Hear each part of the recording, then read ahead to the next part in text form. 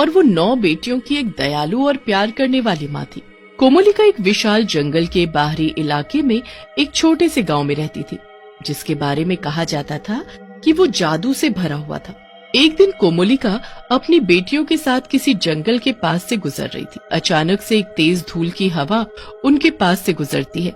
मेरी बेटियों, ध्यान से, तुम सब अपनी आंखें बंद रखना, कहीं ये धूल तुम्हारी आंखों में चली जाए। जैसे ही धूल की हवा गुजर जाती है, तभी कोमोलिका और उसकी बेटियों को अपने अंदर कुछ एहसास होता है। ये मुझे क्या हो रहा है?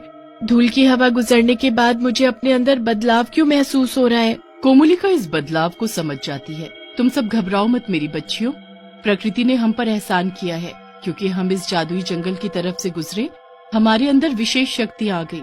हाँ माँ, तुमने सही कहा। तभी अचानक से दिव्या अपने जादू से बारिश ले आती है और फिर आसमान से बर्फ गिरने लगती है। ठीक है, अपनी शक्ति का ठीक से इस्तेमाल करो और इस मौसम को वैसा ही करो जैसा पहले था। कुछ ही देर बाद वहाँ पर एक शेर गुर्राता है। अरे नहीं, इससे पहले कि ये शेर हम पर हमला करे, हमें यहाँ से जल्दी निकलना होगा। तभी वो शेर उनके सामने आ जाता है। माँ, आप घबराओ नहीं, मैं इसे अपनी शक्तियों से हरा सकती हूँ। तभी श्रद्धा अपने जादू से उस शेर को एक चूहे में बदल देती है।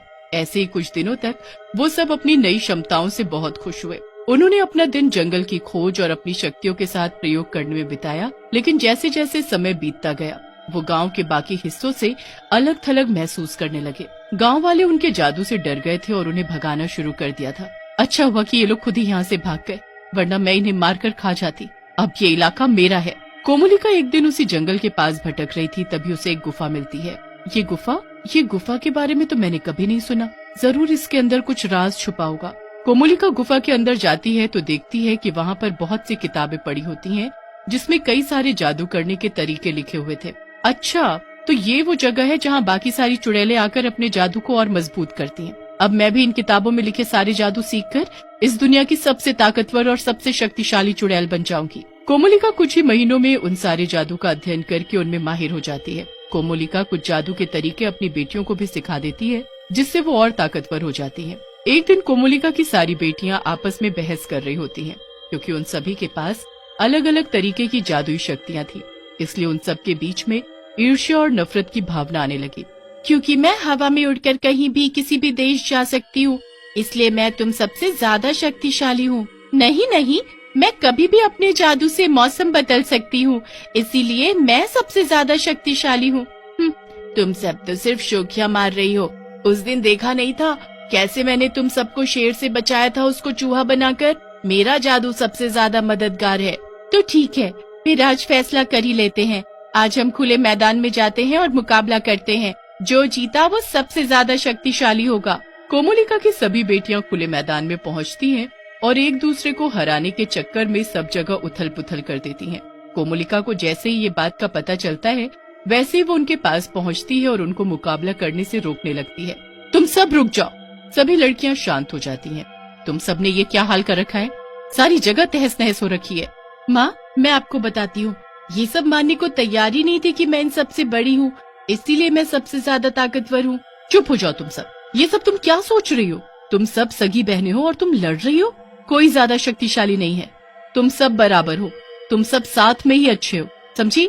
सारी बहनें कोमोलिका की बात समझ जाती हैं। कुछ दिनों बाद उस इलाके में एक काला जादूगर आ जाता है।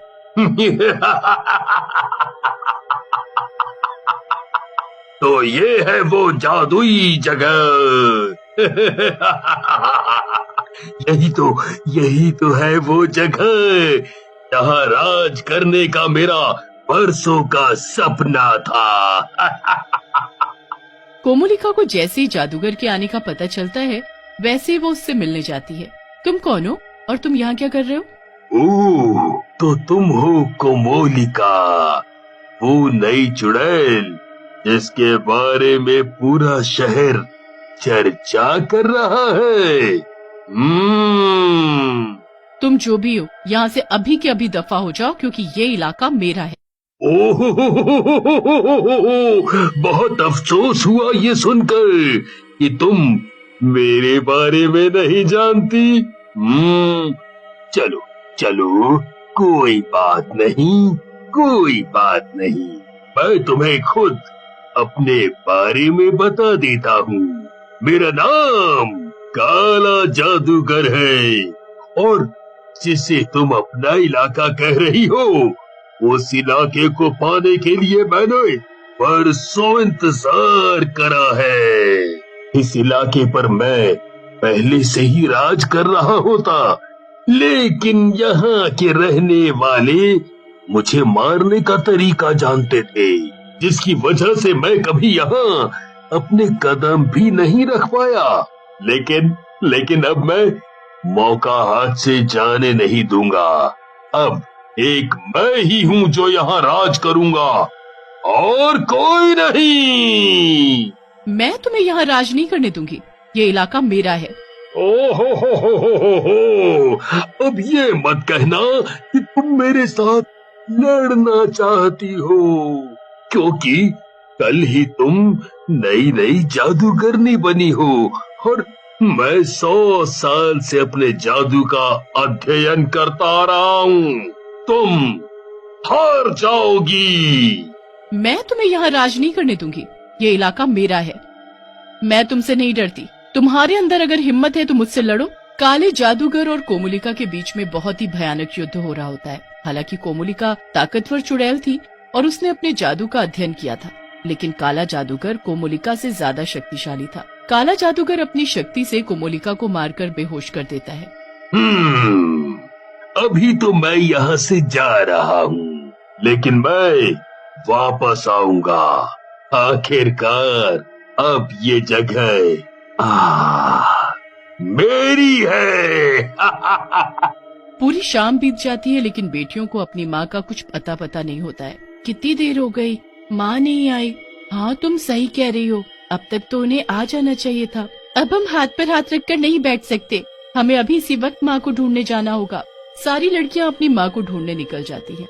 सुनो सब, मुझे माँ मिल गई। अरे, माँ तो बेहोश है, लेकिन ये हाल किया किसने? हमें माँ को जल्दी घर ले जाना होगा। कोमोलिका को घर लाने के बाद सारी लड़कियाँ एक साथ अपने जादू से अपनी माँ को होश में ले आती हैं। काला जादूगर, काला जादूगर, काला जादूगर, ये काला जादूगर कौन है? माँ, आप ठीक से बताएं कि ये काला जादूगर कौन है और किसने आपकी ये हालत की है? मेरी ये हालत काले जादूगर ने ही की है। वो बहुत शक्तिशाली जादूगर है, उसके सामने मेरी शक्तियाँ भी नहीं टिक पाई। लेकिन वो यहाँ कर क्या रहा है? कोमोलिका अपनी बेटियों को सब बात बता देती है। मेरी बेटियों, अब तुम सबको एकजुट होकर रहना होगा। काला जादूगर ने मुझे भी हरा दिया, तो सोचो वो कितना ताकतवर है। लेकिन हम सब उसे हराएंगे कैसे? मुझे काले जादूगर ने बताया था कि उसे मारने का तरीका यहाँ के रहने वालों को पता है। यकीनन ये तरीका भी उस गुफा में रखी किसी किताब में होगा। ठीक है, तो हम सब अभी जाते हैं और वो तरीका ढूंढ कर आते हैं। कोमोलिका की सारी बेटियां उसी गुफा की तरफ निकल पड़ती है। हमें बहुत अच्छे से छानबीन करनी पड़ेगी। हाँ, इससे पहले कि वो काला जादूगर यहाँ अटके, हमें जल्द ही वो तरीका ढूंढना पड़ेगा। सारी की सारी लड़कियां जब गुफा में तरीका ढूंढ रही थी, तब काला जादूगर वहाँ आ जाता है। सारी लड़कियां काला जादूगर को देखकर घबरा जाती हैं। अब हमें घबराना नहीं है, अब हमें एक साथ खड़ा होना है और उससे लड़ना है, चाहे कोई भी कीमत क्यों न चुकानी पड़े। आसमान में अंधेरा था और हवा जादू की गंध से घनी थी। उनकी नजरें अपने दुश्मन पर टिकी थी। तुम मूर्ख लड़कियों को क्या लगता है कि तुम मुझे हरा सकती हो? लेकिन बेटियां टस से मस नहीं हुई। बेटियों ने जादूगर पर जादू के बाद जादू फेंका, लेकिन वो उनके हमलों को चकमा देने और उनका मुकाबला करने में समान रूप से माहिर था। लेकिन तभी उन 9 बहनों में से एक बहन गुफा की तरफ काले जादूगर को मारने का तरीका ढूंढने लगती है। सुनो सब बहनों, मुझे तरीका मिल चुका है। दिव्या, तुम ही इससे निपट सकती हो। तुम अपने जादू से मौसम बदल दो और बारिश करवा दो, क्योंकि काले जादूगर को सिर्फ पानी ही मार सकता है।